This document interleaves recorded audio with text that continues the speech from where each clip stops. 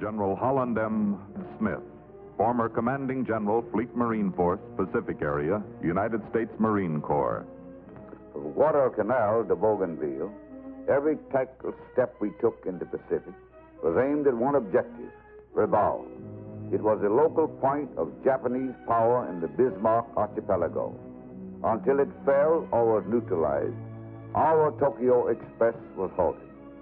Our combined airstrikes were damaging, but not crippling Japanese air, service, and ground power.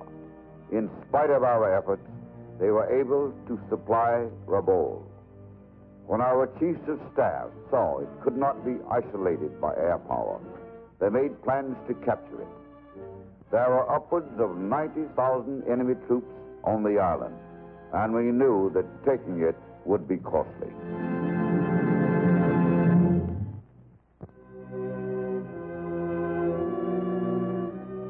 It is December 25th, 1943.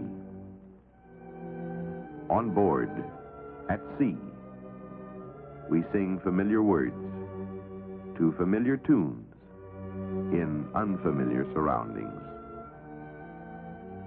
Chaplains tell the familiar story, the miracle of Christmas. But to us, miracles seem antiquated and far away. Tomorrow we will open a different package, the island of New Britain. Hot, humid, steeped in the exotic odor of decay. Mosquitoes king-sized will swarm over us. Spiders as big as dinner plates will crawl over us. Wasps 3 inches long will sting us. Rivers will burst their banks trying to drown us. And trees will fall, killing 20 of us. Miracles seem for the past. Our worry is the future. But although we do not know it, intelligence has misevaluated an aerial photograph and laid the groundwork for another Christmas miracle.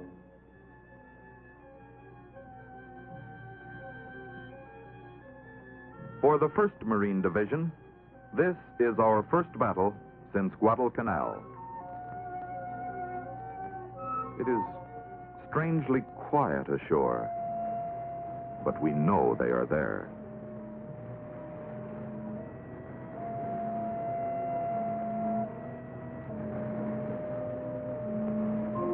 They should have cut loose by this time. Must be waiting for point-blank range. They're letting us get ashore.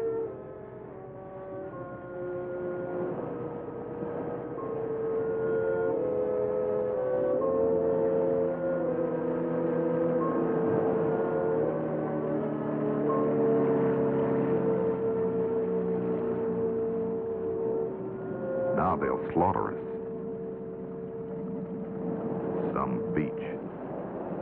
When my kid stepped on the toothpaste, the result was wider than this.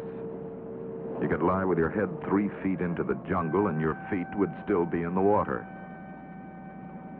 So far, not a shot has been fired. No enemy encountered. We have landed with complete immunity. With his superior knowledge of the terrain, General Matsuda had placed his limited forces with considerable shrewdness. Had the Marines known as much about the area while making their plans as they knew 1 hour after their landing, they probably would have chosen one of the beaches where they were expected.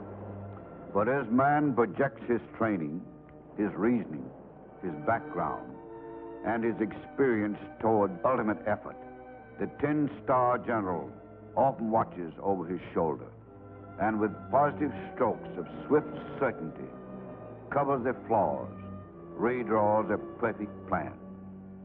The ditch at Waterloo, the opening of the Red Sea, the bridge at Remagen, at Cape Gloucester, it was faulty intelligence.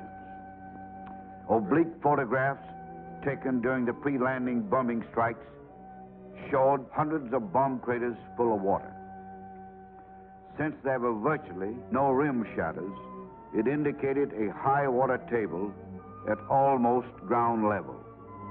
Today, with hindsight, we know this. Then, we did not.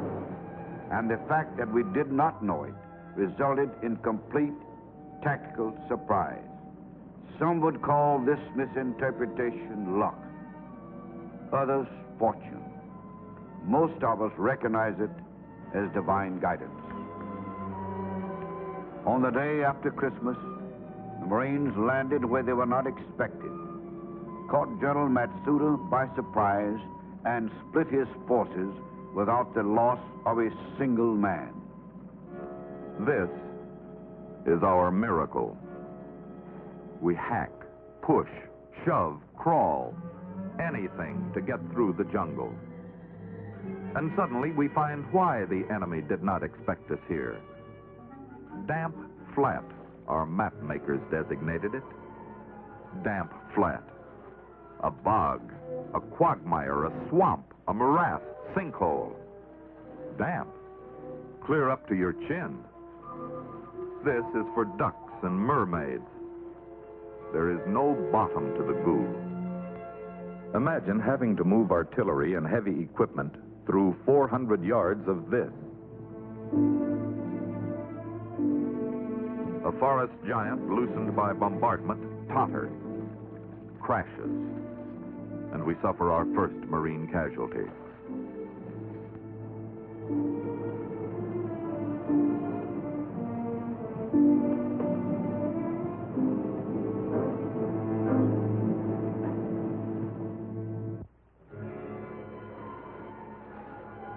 We slip and slide through 900 yards of this. No wonder the enemy is not here to oppose our progress. He'd have to do his fighting from a canoe. Finally, one unit reaches firm footing, begins its advance toward the airfield. Enemy riflemen bar the way.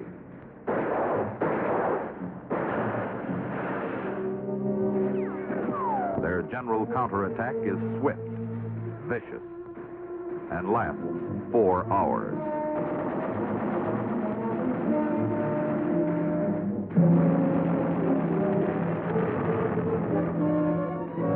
With our bazookas, we score repeated hits, and repeatedly, the projectile malfunctions.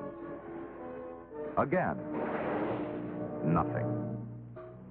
The first of our daily cloudbursts arrives. There is no shelter or escape. Shoes, socks, uniforms, equipment, all are drenched and will never be fully dry until we are taken from the island many weeks hence. Now we know why the bazooka rockets do not detonate. The earth is a chocolate sponge, sucking the projectile into the mushy softness, smothering it in impotence. We need tank support. So bulldozers scrape and fill, and a road of sorts is begun. One particular bunker is giving us a bad time. Ammunition runs low, and the only vehicle able to reach us is the Amtrak. Behind us, somewhere, the road is still being gouged. We hear a snorting, a clanking, a wheezing. Someone is going to have tank support. We ready the bazooka. But it is ours. It is welcome.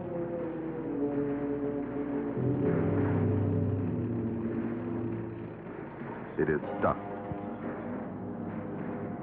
Help comes from an unexpected source. In the open, the driver exposed to enemy fire.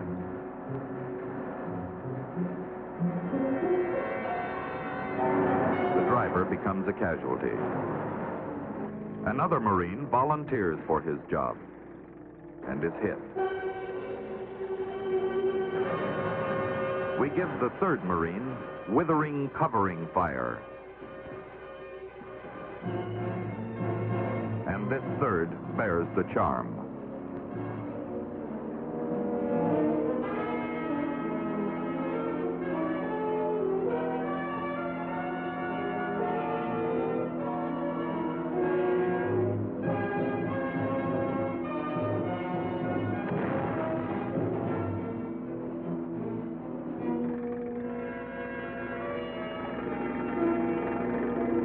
The drivers are vindicated.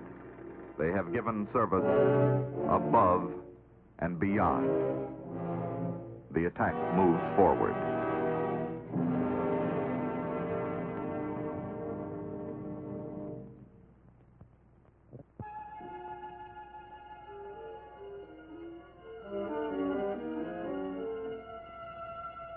Then began the case of the disappearing enemy. He was near. Evidence of his presence was everywhere. But somehow, Colonel Sumia managed to withdraw his troops after each engagement. The Marines could not find his real concentration of strength. On December 28, 1943, mud and rain caved in the position of Corporal Kashida Shigeto. The good corporal had been indoctrinated to expect torture and death. Instead, he was dug out, given K-ration and a cigarette. He talked freely and indicated the presence of the 141st and 142nd Regiments. This rocked General Rupertus, General Shepard, and their staffs back on their heels. One unit was not supposed to be on New Britain, and the other many miles away. If the corporal's information was correct, the enemy was capable of throwing greater strength into the counterattack than had been anticipated. Patrols scout Razorback Ridge. Wherever he is, he has done a good job of hiding. Today, he is nowhere. Tomorrow, he is everywhere, fighting.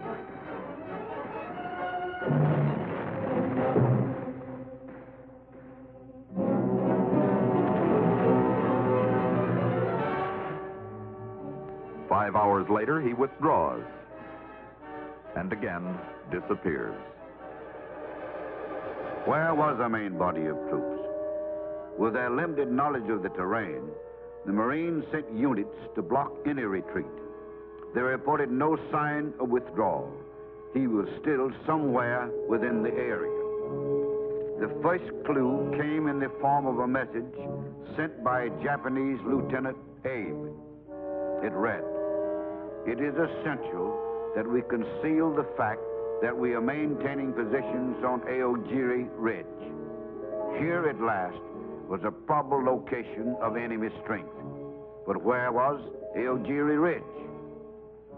Our own map showed two main elevations, Hill 660 and the smaller hill 150. The terrain of which his attack might come and through which ours must move was a mystery. Unusual situations demand unusual tactics, and General Shepard devised one. He proposed to hold fast on the left and center of the beach perimeter, while the right of the line redeployed and attacked generally to the southeast on a front of 1,000 yards. As the movement was begun, reaction was immediate. For 2 days, we fight an enemy we cannot see. Artillery, mortar shells, and air bombs are almost useless. They cannot penetrate the dense forest overhead. We need tanks to spearhead us across Suicide Creek.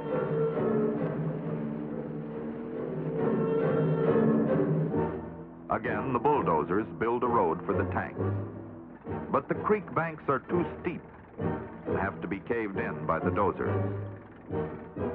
Again, drivers become casualties. And again, the job is finished. The first takes the plunge. But again, the enemy withdrew. And again, we knew that Aogiri Ridge had not been found. As our lines moved forward, Hill 150 became the next suspect of Japanese strength. The 1st Battalion, 7th Marines, moved against it and secured it after surprisingly weak resistance. The invisible enemy and the location of Iwo Jima Ridge began to haunt the Marines.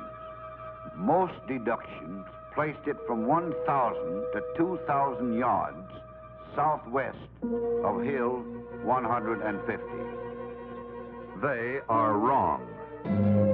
We sense we have found it, but we cannot explain the reason. The ground seems level, yet it rises as we progress. We push on. Then, for 2 days, we do not advance. Efforts to flank the position fail, so the dozers build another causeway for the tanks. One battalion loses 2 commanding officers within 5 hours. The third is destined for hand-to-hand fighting and will leave his name to mark this stubborn, violent, invisible corner of Hades where we fight. We inch forward. 1 day, 2 days, 3 unending days, 4 nightmares, 5 centuries, 6 millenniums, 7 eternities. The week's progress can be measured in feet. Attempts to encircle are stopped cold. This is Iwo Jima Ridge. By now, the question was not whether the Marines could advance, but whether they could hold their hard-earned gains. It was then, in the words of the division's Special Action Report, that Colonel Walt's leadership and courage turned the tide of battle. Putting his shoulder to the wheel of a 37-millimeter gun, he began pushing, shoving. Colonel Walt pulled both arms from their shoulder sockets, but he kept shoving. And his men, his magnificent Marines, added their strength. By superhuman effort, the gun was manhandled up the steep slope and into position to sweep the ridge. The Marines and the enemy were 30 feet apart. But as the Marines occupied one end of the ridge, so did the Japanese. Colonel Walt could hear them grouping for an attack. 4 times they banzai from only yards away. We hold our fire until the crucial moment.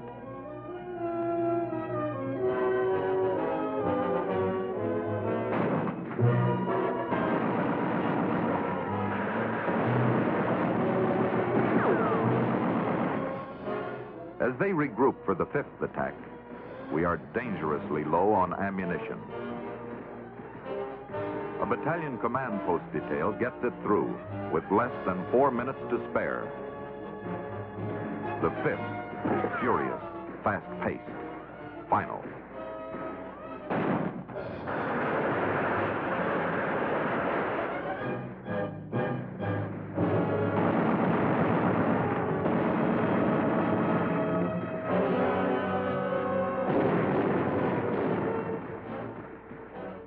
Banzai is ended. Iwo Jima Ridge is ours. At 0800, on 10 January, the Marines advanced 5 companies abreast towards the next high ground. They soon discovered why Iwo Jima Ridge had been so important to the enemy. Behind it lay a wide, firm, much-used trail that did not show on our maps. It had been the chief route of supply and reinforcement for the Bougainville Bay area. But it was still evident that the enemy had been able to withdraw several thousand troops. Now begins one of the war's most gigantic games of hide and seek. The enemy is retreating toward Rabaul. Somewhere in the 8,000 square mile area of western New Britain, he is fleeing. On 26 January, his main route is discovered. Ground patrols chase him to the east. Kokopo, Gorisi, Kariai, Iboki, Talawaga, Abmadan, Bulawatini, Ogitni. Trail juncture for the escaping units from Cape Merkus. They are ahead of us. Other units leapfrog up the coast. A few seconds after the picture of this patrol in the Natoma area was taken, a Japanese machine gun, hidden by the underbrush, opened fire, killing 2 and wounding several others. If the strong enemy positions on the Willamette Peninsula could be overrun, the Marines would have an excellent interception point for all retreating units in transit between Ojetni and New Mundo Point. Since sea and air control were now in our hands, the move was undertaken in 38 LCMs and 17 LCVPs of the Army's 553rd Engineer Boat Battalion and 5 LCTs from the Navy. This was a daring and tricky maneuver. The small boats would have to cross 60 miles of open sea, maintain contact and position throughout the night, arriving at their objective shortly after dawn. It was born of haste and necessity. American planes were scheduled to pick up the convoy at first light. As dawn jumps over the horizon, we look for them. None comes. We stand offshore, waiting for the aerial cover, which is to protect us until we are unloaded. None comes. Later, we will learn it is not their fault. They are weathered in. But now, we are not consoled.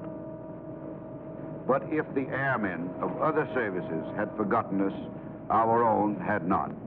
We look up, give a mighty cheer. Marine air cover has arrived. With complete disregard for their personal safety, Captain Theodore A. Petrus and his passenger dived through heavy enemy machine gun fire and dropped 30 grenades. It was an act of great personal bravery. However, the craters thus created scarcely impeded the Marines as they dashed ashore. Fortunately, opposition to the landing was light, and although stiff resistance developed as fighting progressed, the Marines overran the Willamette Peninsula. But once again, the invisible enemy retreated into invisibility. For the last time on New Britain, he disappeared. After 18 months, during which it had dominated all our planning, all our thinking, and all our fighting, Rabaul was now isolated. Rabaul was now impotent. Rabaul was now strategically unimportant. We did not pursue the retreating enemy. Possession of the western portion secured the right flank for the push up to the Philippines and isolated more than 90,000 enemy forces at Rabaul. 90,000 Japanese who would still be there until the day of surrender. 90,000 Japanese cut off from supply or transfer to other battle areas. 90,000 men who would not fire a single shot or kill a single American. 90,000 men withering and inactivated in the backwash of the war.